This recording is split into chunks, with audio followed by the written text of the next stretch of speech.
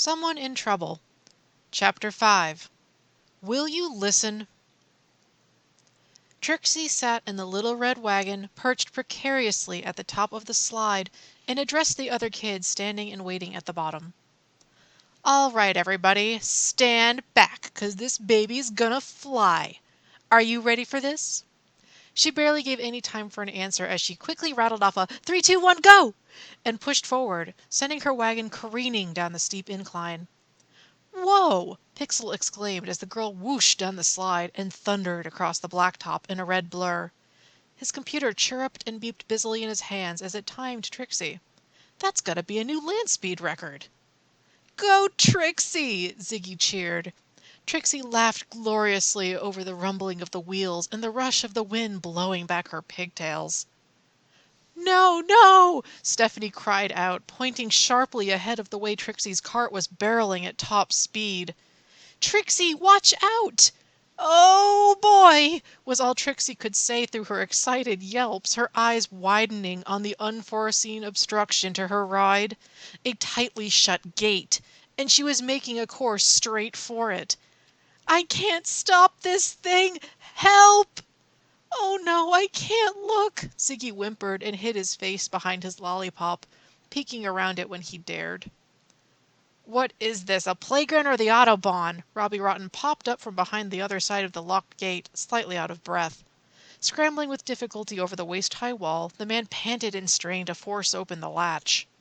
"Hurry!" Pixel shouted. "At the speed Trixie's going, she's going to crash in only 7 more seconds!" "Your watch better be fast!" Robbie squawked, throwing his shoulder into the gate and meeting only resistance.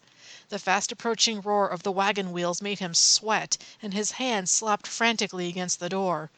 Somewhere overhead a swishing and swooping noise grew louder. Sportacus arriving to save the day. "Watch out!" Trixie shouted, helpless to do anything more. Robbie gave one more desperate pile-drive into the gate, and at last the doors burst open. He straightened up and stretched out his arms, giving a victorious laugh for his accomplishment. In the next instant, Trixie's cart crashed into the backs of his legs. Robbie slammed face first into the ground, and the wagon rambled over his back, squashing out a few more grunts from him as Trixie trundled through the opened passage. Sportacus landed on the other side and was ready to put an end to Trixie's joyride, helping to finally pull her to a halt. The other kids came running while Trixie jumped out of the wagon with an exhilarated hoot. "That was awesome!" Trixie exclaimed. "Ugh!" Robbie coughed, slowly pushing himself up off the ground. "Sunday drivers." "That was a close one," Sportacus said. It wasn't just close in Robbie's opinion, and he had the tread marks up his spine to prove it. He groaned and growled while his body creaked and complained. It was hard work just straightening his back after that drive-by. Meanwhile, Sportacus was still talking to the kids. "What were you trying to do anyway?" "Ah, well, I just wanted to go as fast as you can, Sportacus," Trixie said. "It's a lot harder than it looks." "Next time, make sure to wear a helmet," Sportacus suggested with a wink. Trixie conceded with a laugh. "Next time?" Robbie interjected sharply. "Why should there be a next time?" "No one can get better at something if they don't practice," Sportacus said. "That's right," Trixie said, already emboldened despite her near accident.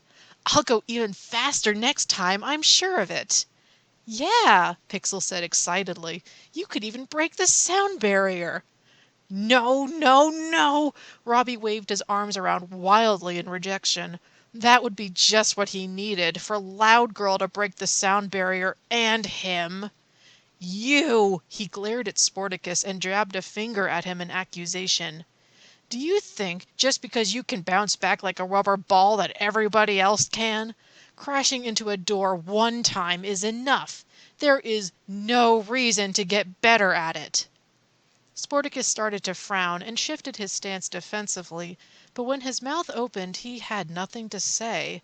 His narrowed blue eyes looked almost confused at the picture Robbie had painted for him. It probably was the first time anyone had ever reacted negatively to his encouragement.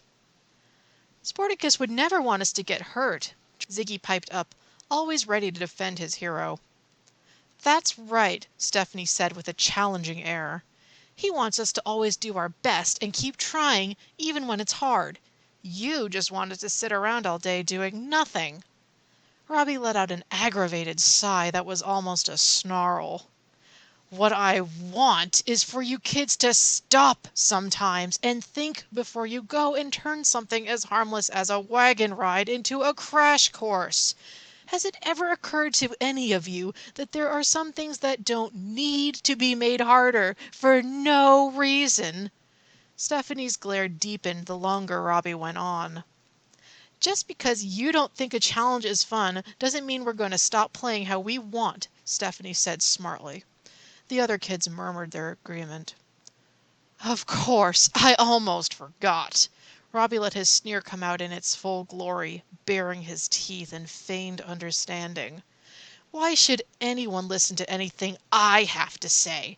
It's not like I save your necks all the time because you go out of your way to put yourselves in danger for the sake of fun by a sports elf standards. After all, I'm not sport a crud, am I? Stephanie's face went pink to rival her hair at her limit. You're the rudest, grumpiest, nastiest, she sputtered, building up a full head of steam. Rotten old man! Ziggy gasped at his friend's outburst. Old? Robbie reeled back as though he'd been slapped. Whoa, Pinky, nice one. Trixie nudged Stephanie in the arm with a laugh. Stephanie, that's not very nice. Sportacus tried delicately to calm the girl down. You should apologize. But he's being so mean! Stephanie vented her frustration. I am mean! Robbie roared. In that moment, he didn't care about looking better than Sportacus. He was exhausted. He'd been run over, and these kids insisted on being completely ungrateful to his efforts. Does that make me any less right? No, Sportacus said. It doesn't. Doesn't it? Well, Robbie's tirade died in his throat. The children fell silent as well. Had Sportacus just agreed with Robbie Rotten about something? Sportacus, what are you saying? Pixel asked. This doesn't compute. All the kids wore expressions of complete puzzlement as Sportacus stood there, looking just as confused as they did while he tried to form a response. Robbie looked at him with just as much curiosity. Never would he have expected the hippity-hopping hero to make his case for him. It's good to push yourselves, Sportacus said, pausing over his normal message. But there are still limits. He gave Robbie a quick glance, his expression strange in its resignation. Maybe I encourage you all to push too hard sometimes, and that makes trouble where there shouldn't be any before. But Sportacus, Ziggy said with a tremble in his voice, the pillar he'd put his idol on at risk of crumbling. You don't make trouble, you solve it. Yeah, Stephanie said. This has to be one of Robbie's tricks. Robbie rolled his eyes at this, but luckily she didn't see him doing it over her head. Sportacus betrayed the smallest of grins for the blind support of his little friends. He may not be very nice about it, but I think Robbie knows what he's talking about for him to be able to help you all in time so much before my crystal even beeps. The admission put another temporary stop on Sportacus's speech, and the discomfort was shared by the kids.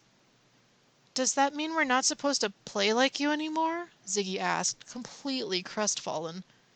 I'll never stop playing hard, Trixie said defiantly. No, just... Sportacus shook his head, his expression a cross between dismay and frustration. Clearly it was harder for the man to express himself in words than with some high-flying flips and splits. Just try to be more careful next time, all right? It was such a familiar sentiment coming from him, but somehow it rang hollow this time.